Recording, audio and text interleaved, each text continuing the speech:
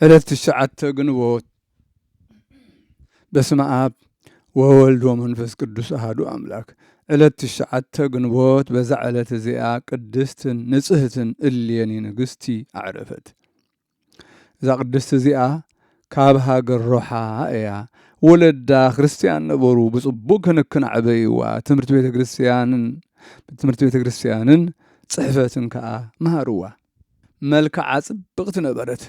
ኣብ ልዕሊ ጽባቐ ስጋኣ ከዓ ጽባቐ ነፍሲ ወሰኸት። ንጉሥ ቁንስጣ ናይ በራንጥዩ ነዛ ቅድስቲ በቲ ጽቡቕ መልክዓ ምስ ረኣያ ተመርዓዋ እሞ ካብኣ ንጉሥ ቆስጠንጢኖስ ወለደ። ንሳ ከዓ ንወዳ ብጽቡቕ ክንክን ዓበየቶ፣ ጥበብን ፍልጠትን መሃረቶ። ወዳ ምስ ነገሰ ኣብ ምድቃሳ ኸላ ሃገረ ኢየሩሳሌም ኪዲ ንመስቀል ክርስቶስ ኣውፅእዮ ቅዱሳት ቦታታቱን ብጽሒ ከም ዝብላ ራእይ ረአየት። እዚ ራእይ እዚ ንወዳ ነገረቶ። ንሱ ከዓ ምስ ብዙሕ ሰራዊት ናብ ኢየሩሳሌም ሰደዳ። ኣብኡ ከዓ ብዛዕባ መሕወይ ቅዱስ መስቀል ክሳብ እትረኽቦ ሓተተት። ምስኡ ምስቲ መስቀል ጎይታ ከዓ ናይቶም ምስኡ ዝተሰቕሉ ክልተ ሸፋቱ መስቀል ረኸበት። ናይ ክርስቶስ መስቀል ኣየናይ ምዃኑ ክትፈልጥ ምስ ደለየት ድማ ቅዱስ መቃርስ ናይ ኢየሩሳሌም ኤጲስቆጶስ እቲ ናይ ጎይታ መስቀል ኣብ ርእሱ እዚ ኢየሱስ ናዝራዊ ንጉሥ ኣይሁድ እዩ ዝብል ጽሑፍ ከም ዘለዎ ነገራ።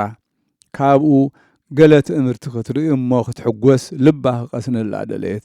ሓደ ምዉት ኣምፂኣ እተን መሳቕል ኣብ ልዕልዩ ኣንበረተን እሞ ግን ኣይተንስአን። ቀጺላ ናይ መድሓኒና መስቀል ኣንበረትሉ። ሽዑ ብፍቓድ ጎይታና ኢየሱስ ክርስቶስ ምስጋና ንዑ ይኹን ተንስአ። ሃይማኖታን ሓጐሳን ከዓ ብኡ ተወሰኸ።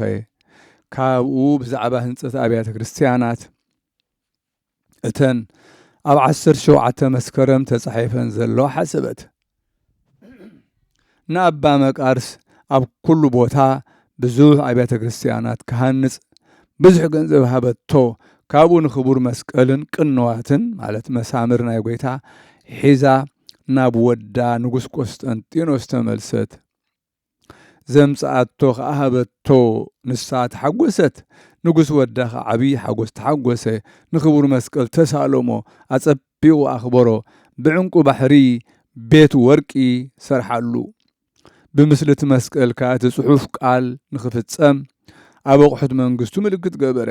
ልጓም ፈረስ ናይ ንጉሥ ኣብኡ መድሓኒት ክኸውን እዩ ዝብል ንኽፍጸም ኣብ ልጓም ፈረሱ ገበረ። እዛ ቅድስቲ ብኹሉ ጽቡቕ ገድሊ ተጋዲላ ንእግዚአብሔር ባህ ኣበለቶ።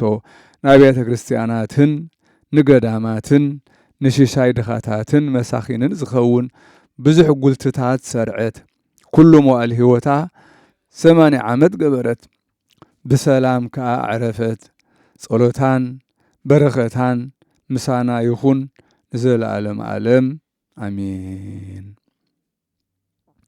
ሰላም ለእሌኒ ውስተ ምድረ ሕይወት ኤልዳ ምክረ መንፈስ ቅዱስ ኣመ ወሰዳ ለሃይወ በድን በለኪፈ መስቀል ቅድመ ኣውዳ እምኣይቴ አንተ ትቤሎ ወእምኣይ እንግዳ ዘተረከብከ ግዱፈ በበዳ። ሰላም ንእሌኒ ኣብ ምድሪ ሕይወት ምድሪ ኣምላኽ ኤልዳ ምኽሪ መንፈስ ቅዱስ ምስ ወሰዳ ንምሕዋይ ሬሳ ብምትንካፍ መስቀል ቅድሚ ህዝቢ ቅድሚ ዓውዳ። ካበይ ኢኻ ንስኻ በለቶ። ካበይ ዝመጻእካ እንግዳ ዝተረኸብካ ተቐቢርካ ኣብ ጎዱፍ ኣበዳ።